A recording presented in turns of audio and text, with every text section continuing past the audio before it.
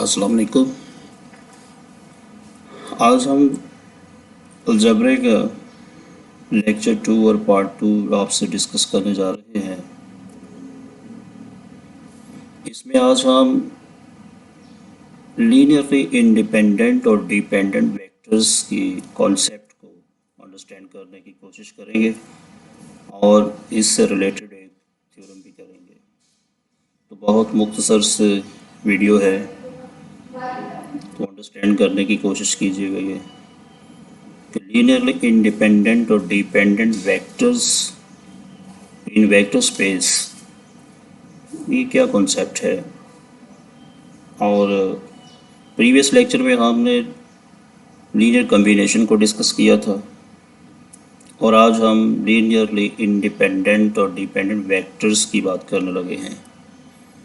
तो ये सोच का जो एक सिलसिला चल रहा है, उम्मीद की जाती है कि सोच के इस सफ़र में आप हमारे हम सफ़र बने रहेंगे। तो इसमें असाइनमेंट आपकी कोई नहीं है, पहले लेक्चर हो, उसके बाद फिर देखेंगे कि जो अंडरस्टैंडिंग हुई है इसके अबाउट कोई क्वेश्चन किस तरह और कौन सा दिया जाए। चलिए आप शुरू करते हैं लेक्चर को। बेसिक तो हमारा टॉपिक वेक्टर स्पेस है। तो लीनियर डिपेंडेंट एंड इंडिपेंडेंस क्या होता है, तो डेफिनेशन पे गौर करें। Let V be a vector space over a field F, then vectors v1, v2, vn belongs to V are said to be linear dependent over F। इस बात का ख्याल रहे कि वेक्टर्स को ये टॉपिक दिया जाएगा, लीनियरली डिपेंडेंट और इंडिपेंडेंट का। वेक्टर्स को कहा जाएगा, कब कहा जाएगा, क्यों कहा जाएगा, किस फिलॉसफी की बुनियाद पे कहा जाएगा, तो वो हम डिस्कस करने लगे हैं कि इसमें लीनियर कम्बिनेशन का बहुत इस्तेमाल होता है। ये ज़रा गौर करें, ये लिखा हुआ है लीनियर कम्बिनेशन, जो हमने इस प्रीवियस लेक्चर में हमने आपसे डिस्कस किया था।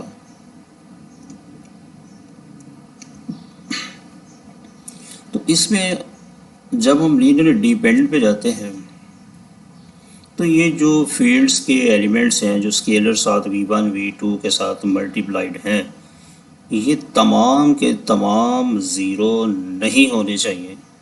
कम से कम एटलीस्ट 1 AI यानी 1 कोफिशिएंट किसी एक वेक्टर का भी अगर नॉन ज़ीरो हो जाए तो इसका मतलब है ये सारे ज़ीरो तो नहीं है, क्योंकि एक ऐसा मिल जाए जो ज़ीरो नहीं है तो बाकी चाहे सारे ज़ीरो भी हों, तो हम v1 से लेकर vn तक जितने वेक्टर्स हैं सबको लीनियरली डिपेंडेंट का नाम दे देंगे।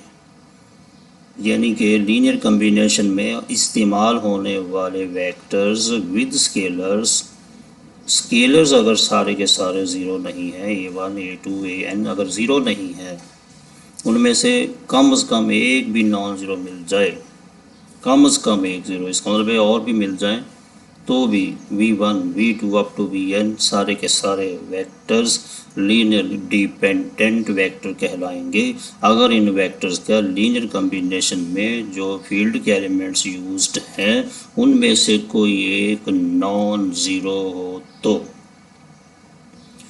जिसका स्केलर नॉन ज़ीरो होगा, जिस वेक्टर का स्केलर नॉन ज़ीरो होगा, सिर्फ वही लीनियरली डिपेंडेंट नहीं बल्कि उसकी वजह से सारे के सारे वेक्टर लीनियरली डिपेंडेंट हो जाएंगे। तो ये कॉन्सेप्ट था कि जिसमें लीनियर कम्बिनेशन का इस्तेमाल किया गया है कि वेक्टर्स को लीनियरली डिपेंडेंट कब कहते हैं, जब उन वेक्टर्स के लीनियर कम्बिनेशन में मौजूद स्केलर्स तमाम के तमाम ज़ीरो ना हो, कोई एक ऐसा स्केलर मिल जाए जो नॉन ज़ीरो हो, नेवर ज़ीरो हो, तो फिर तमाम वेक्टर्स को लीनियरली डिपेंडेंट वेक्टर कहा जाएगा। अब हम आते हैं डेफिनेशंस है लीनियरली इंडिपेंडेंट। तो उसी बात का ही कॉन्सेप्ट जो अभी हमने डिपेंडेंट का पढ़ा था, उसमें जो नॉट का लफ्ज़ है उसे हटा दिया जाए तो ऑल ज़ीरो हो जाएं तो फिर जितने भी ये स्केलर्स हैं लीनियर कम्बिनेशन में इस्तेमाल शुदा vectors v1 v2 up to vn के साथ जो इस्तेमाल है वो सारे के सारे जो हैं वो ज़ीरो हो जाएं, तो फिर आप v1 v2 vn को लीनियरली इंडिपेंडेंट वेक्टर कह सकते हैं। और अगर ये एक सेट है तो उसे इज़ लीनियरली इंडिपेंडेंट कहेंगे। अगर ये तमाम वेक्टर हैं तो आर लीनियरली इंडिपेंडेंट, अगर ये सेट में है तो फिर this set is linearly independent. तो ये कॉन्सेप्ट था लीनियरली इंडिपेंडेंट और डिपेंडेंट का। लीनियरली इंडिपेंडेंट में कोफिशिएंट्स जो v1 v2 के हों तमाम के तमाम फॉर ईच, क्योंकि हमने लीनियरली इंडिपेंडेंट कहा हुआ है इसलिए हमने इम्प्लाइड स्टेट देकर इस लफ्ज़ को हमने एक्सप्लेन किया है कि all for each for all ai is equal to zero. किसी को भी नेवर ज़ीरो नहीं होना चाहिए बल्कि ज़ीरो होना चाहिए। Then we can say v1 v2 up to vn are linearly independent. इसका मतलब ये होगा कि इन वेक्टर्स के जो कोफिशिएंट्स हैं वो तमाम के तमाम ज़ीरो हैं। कोई ऐसा कोफिशिएंट ना हो, कोई ऐसा स्केलर ना हो जो ज़ीरो ना हो बल्कि ज़ीरो हो, तो फिर आप कह सकते हैं कि v1 v2 up to vn are linearly independent. आगे कुछ आइडियाज़ हैं, इनको शेयर करते हैं आपसे। नोट हैं ये, अगर कोई सेट इन्फिनिट हो, इन्फिनिट अगर इन साथ ना लगाओ तो फाइनाइट पढ़ना है, और जब इन लग जाए तो इनफाइनाइट नहीं इन्फिनिट पढ़ना है। इसके तलफ़ुज़ पे भी गौर रखना। इन साथ ना हो तो फाइनाइट, इन हो तो फिर इनफाइनाइट लफ्ज़ गलत है, ये इन्फिनिट पढ़ा जाएगा। अगर कोई सेट इन्फिनिट हो तो फिर जो set of has vectors linearly independent, तो कोई इन्फिनिट सेट जो है वेक्टर्स का वह लीनियरली इंडिपेंडेंट उस वक़्त होगा अगर उसके हर फाइनाइट सब सेट्स जो होंगे, जितने भी उसके फाइनाइट सब सेट होंगे वो लीनियरली इंडिपेंडेंट हो। यानी कि इस सुपर सेट है एक और उसके अंदर वेक्टर्स हैं, ये इन्फिनिट है, इसके अंदर से कुछ सब सेट इसके लिए जाएं जो कि कुछ वेक्टर्स होंगे उनके अंदर वो फाइनाइट हों, और वो फाइनाइट सब सेट ऑफ एस जो हों वो लीनियरली इंडिपेंडेंट हो। तो कोई सेट लीनियरली इंडिपेंडेंट उस वक्त होता है, जैसे यहाँ पे बयान किया गया है, जब उसके अंदर मौजूद वेक्टर्स लीनियरली इंडिपेंडेंट हो, यानी कि जब उन वेक्टर्स का लीनियर कम्बिनेशन बनाया जाए तो उसके साथ इस्तेमाल होने वाले जो स्केलर्स हैं वो तमाम के तमाम ज़ीरो होने चाहिए। तो फिर हम कह सकते हैं कि ये वेक्टर जो हैं सारे के सारे लीनियरली इंडिपेंडेंट हैं, और वो जो सेट है जो ऐसे वेक्टर्स को अपने अंदर शामिल किए हुए है उस वेक्टर को हम कह सकते हैं linearly independent set. Otherwise it is linearly dependent. तो जब ये यहाँ पे एक बात का ख्याल रहे कि इन्फिनिट सेट एक है मगर उसके ईच सबसेट, यानी कोई ऐसा फाइनाइट सब सेट एस का मिल जाए जिसके अंदर आने वाले तमाम वेक्टर जो हैं वो लीनियरली इंडिपेंडेंट ना हो, कोई एक ऐसा सबसेट इसका मिल जाए जो लीनियरली इंडिपेंडेंट ना हो और बाकी सारे लीनियरली इंडिपेंडेंट हो, और एक ऐसा मिल जाए जो लीनियरली डिपेंडेंट हो, तो फिर आप इस एस को लीनियरली इंडिपेंडेंट नहीं कह सकते, क्योंकि इसमें लिखा हुआ ईच, एट लीस्ट सबसेट नहीं है। Each subset should be linearly independent. एक तो वो फाइनाइट भी हो सबसेट और लीनियरली इंडिपेंडेंट भी हो, और तमाम पॉसिबल सबसेट्स ऑफ एस, अगर ये दो कॉन्सेप्ट फाइनाइट और लीनियरली इंडिपेंडेंट का जो करैक्टर है, जो कॉन्सेप्ट है, अगर एस के हर सबसेट के ऊपर दुरुस्त साबित होता है तो फिर एस लीनियरली इंडिपेंडेंट है। अगर कोई एक ऐसा सबसेट मिल जाए जो फाइनाइट तो हो मगर लीनियरली डिपेंडेंट हो, तो फिर हम ये जो इन्फिनिट सेट एस है इसको लीनियरली डिपेंडेंट कहेंगे, इंडिपेंडेंट नहीं कहेंगे।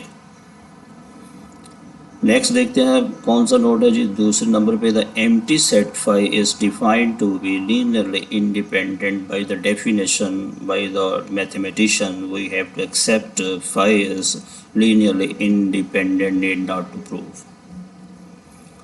It may be noted that if one of the vectors linearly dependent, ये नोट करने वाली बात है कि आज की एक वेक्टर जो है, one of the vectors, vector में से कोई एक वेक्टर अगर लीनियरली डिपेंडेंट हो बिकॉज कुछ इस अंदाज से लिखा गया हो and the coefficient of V I is not a zero, जो कोएफिशिएंट ऑफ वी आई है वो ज़ीरो नहीं है, तो इसका मतलब ये हुआ कि it may be noted that if one of the vector linearly dependent, जो एक वेक्टर है वो सब जो वो लीनियरली डिपेंडेंट है, बाकी उसके दाएं बाएं आप ज़ीरो ज़ीरो को इंट्रोड्यूस करवा सकते हैं।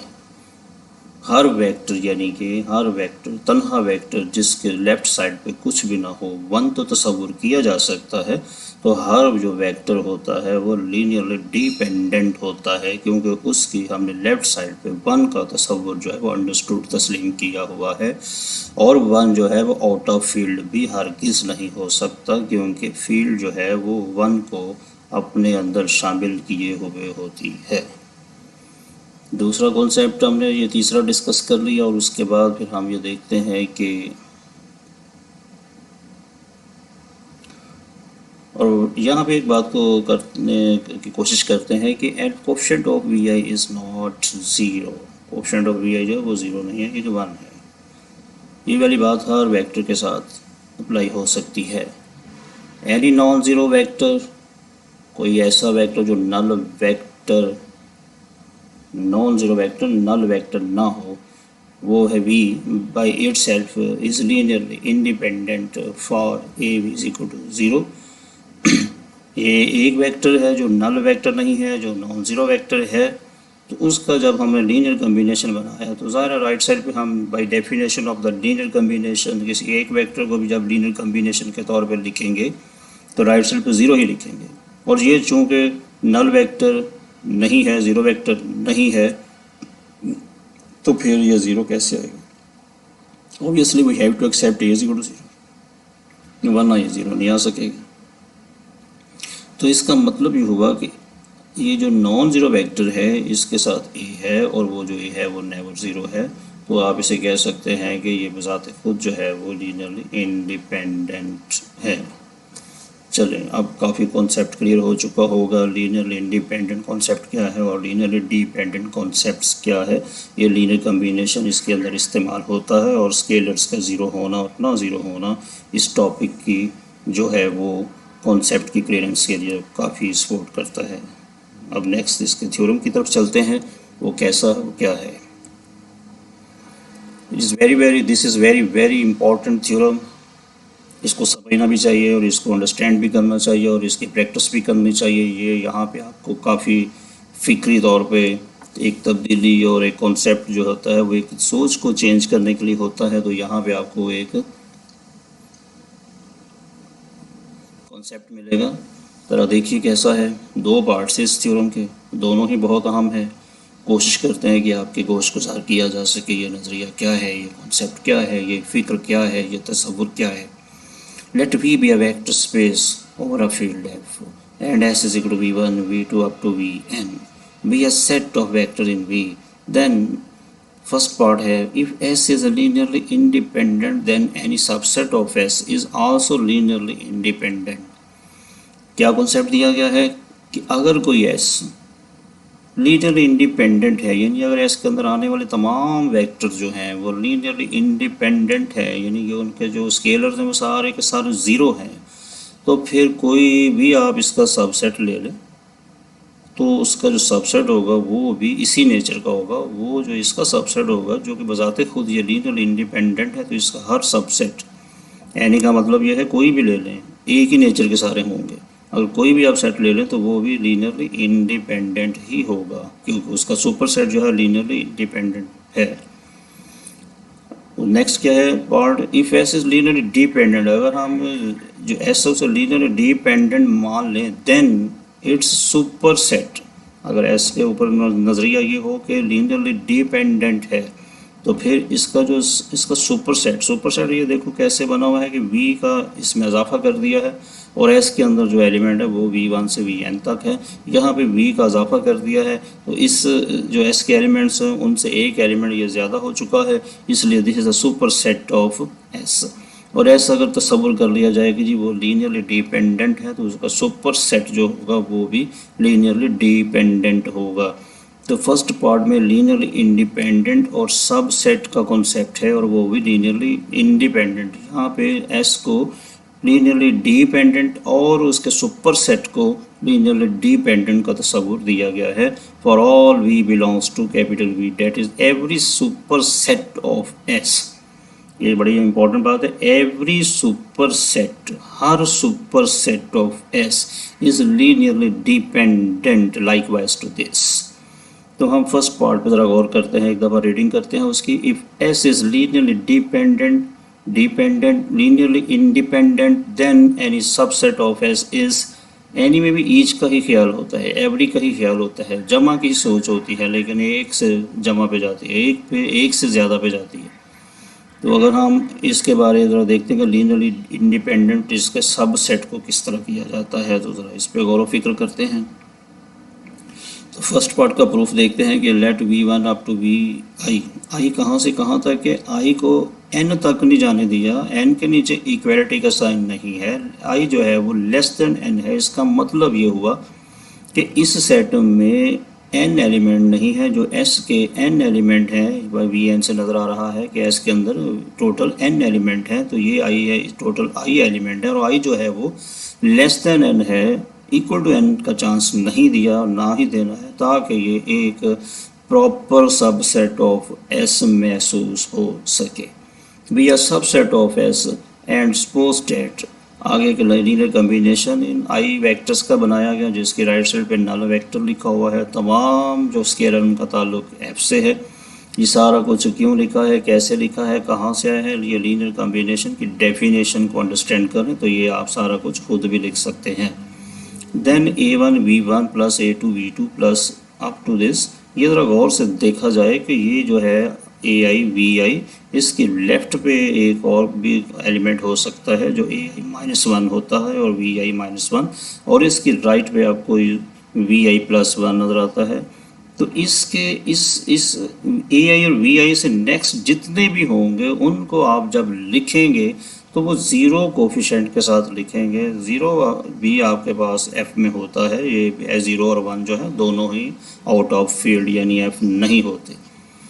तो हमने जब ये सारे एलिमेंट लिखे हैं, ज़रा गौर से देखा जाए तो ज़रा कॉन्सेप्ट को एंजॉय भी किया जाए कि यहाँ पे हमने इस सेट के जो है VI तक लिए हैं, लेकिन जब हमने ज़ीरो अटैच करके VI +1 VI 0 + 0 VI +2 या अप टू 0 Vn तक जाएंगे तो आप ये जानते हैं कि अब इस लीनियर कम्बिनेशन में V1 V2 से लेकर Vn तक के एलिमेंट्स का ये एक लीनियर कम्बिनेशन नज़र आ रहा है, यानी कि V1 से लेकर Vn तक के वेक्टर्स का एक लीनियर कम्बिनेशन नज़र आ रहा है। तो ज़रा V1 V2 up to Vn तक के जो वेक्टर्स हैं इनके बारे क्या ख्याल है। ये तो S के एलिमेंट बनते हैं, तो ये तो लीनियरली इंडिपेंडेंट सेट है। इसका मतलब ये है कि ये V1 और V2 और अप टू Vn तक जितने भी ये वेक्टर्स हैं वो तो इस सेट के तारुफ की वजह से लीनियरली इंडिपेंडेंट है, यानी ये तमाम के तमाम जितने भी वेक्टर्स हैं ये तो ऑलरेडी थ्योरम में गिवन है कि ये Vn से V2 अप टू Vn जो वेक्टर्स हैं वो लीनियरली इंडिपेंडेंट है, यानी इनके जो कोफिशिएंट्स हैं ऑब्वियसली वो सारे के सारे ज़ीरो हैं। तो हमने जो S के कॉन्सेप्ट है उसको इसमें एडजस्ट करके और फिर कॉन्सेप्ट को जो है वहाँ पे यूज़ करके कॉन्सेप्ट का इसके ऊपर इत्तलाक करके तो हमने कहा है कि ये जो जितने भी V1 V2 और Vn से एलिमेंट हैं, चूँकि ये लीनियरली इंडिपेंडेंट हैं इसलिए इन तमाम के जो कोएफिशिएंट्स हैं वो सारे के सारे ये जो हैं ज़ीरो हैं। तो ज़रा गौर रहे इस बात के ऊपर कि इनको A1 A2 up to AI को तमाम को ज़ीरो करने के लिए सपोर्ट किसने की है, एक तो ये स्ट्रक्चर बनाया जाए 0 VI +1, फिर 0 v n, और उसके बाद फिर s का जो एक हवाला है कि लीनियरली इंडिपेंडेंट है, और इसके अंदर v1 से लेकर vn तक सारे वेक्टर जो है वो चूँकि लीनियरली इंडिपेंडेंट हैं, तो इस बात को फ़िलासफ़ी को यूज़ करते हुए हमने a1 a2 up to ai को भी हमने 0 0 तस्वुर कर लिया है। तो फिर हमने ये देखा कि ये जो a1 v1 plus a2 v2 up to ay is equal to 0, ये जो एक कम्बिनेशन बचता है या बचाया जा सकता है, इस कम्बिनेशन में से 0 0 को स्किप करने के बाद देन ऑल ai, ये जो सारा कॉन्सेप्ट है अब सिर्फ इस लीनियर कम्बिनेशन के ऊपर लगा दिया जाए, तो फिर हम कह सकते हैं कि अब चूँकि सारे आईज़ इसे पढ़ना है, ai ऐसे नहीं पढ़ना है, इसे पढ़ना है आईज़, यानी कि काफ़ी ए जो हैं सारे के सारे ए जितने हैं ये a1 से लेकर ai तक जितने भी ए हैं सारे के सारे ज़ीरो हैं। ठीक है, तो ज़ीरो होने के नाते हम अब कह सकते हैं and hence subset of this is linearly independent. तो यहाँ पे एक मोड ऐसा खूबसूरत आता है जो आपको ये पता होना चाहिए कि ये जो जितने भी हैं जितने भी ये हैं वो सारे के सारे ज़ीरो तो हमने लिख लिए हैं, मगर किस नुक्ता नज़र से किस फ़िक्र को यूज़ किया है, हमने इस सीन को यूज़ किया है, इस फ़िक्र को यूज़ किया है, और यहाँ पे हमने ये सीन एडजस्ट किया है। अगर ये आप यहाँ पे ना लिखेंगे और फिर नीचे ये लिखेंगे तो फिर भी ये मुनासिब नहीं रहेगा। अब नेक्स्ट की तरफ चलते हैं कि let a1 v1 plus a2 v2 up to an vn। यहाँ भी ज़रा देखा जाए कि हमने अब क्या करना है। इस वक्त हमारे जहन में s जो है वो लीनियरली डिपेंडेंट है। जो सेकंड हमारे पास पार्ट है उसमें हमने इसे लीनियरली डिपेंडेंट तस्वुर कर रहे हैं s को, और s के एलिमेंट हैं vn तक, और ये सारे के सारे क्या हैं लीनियरली डिपेंडेंट। तो अब हमने ये यूज़ किया कि a1 v1 plus a2 v2 up to, या प्लस 2 दफ़ा लिखी गई है, यहाँ 1 दफ़ा होनी चाहिए, a1 v1 प्लस 0 v0। जब आप इसमें इसको एडजस्ट करेंगे v को, तो ज़ाहिर 0 करके ही करना पड़ेगा।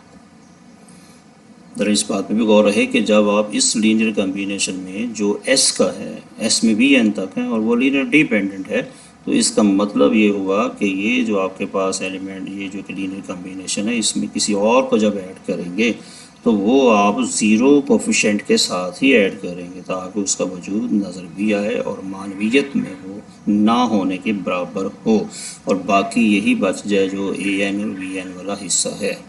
तो अब हम देखेंगे कि चूँकि इसके बारे ये जो हमारे पास है एक लीनियर कम्बिनेशन, और इसमें आने वाले जितने भी वेक्टर्स हैं वो v1 v2 select up to vn selected from s है, और s जो है वो लीनियर डिपेंडेंट है, तो लाजमी a1 a2 up to an में से एटलीस्ट वन ai एक ऐसा होगा जो नेवर ज़ीरो होगा।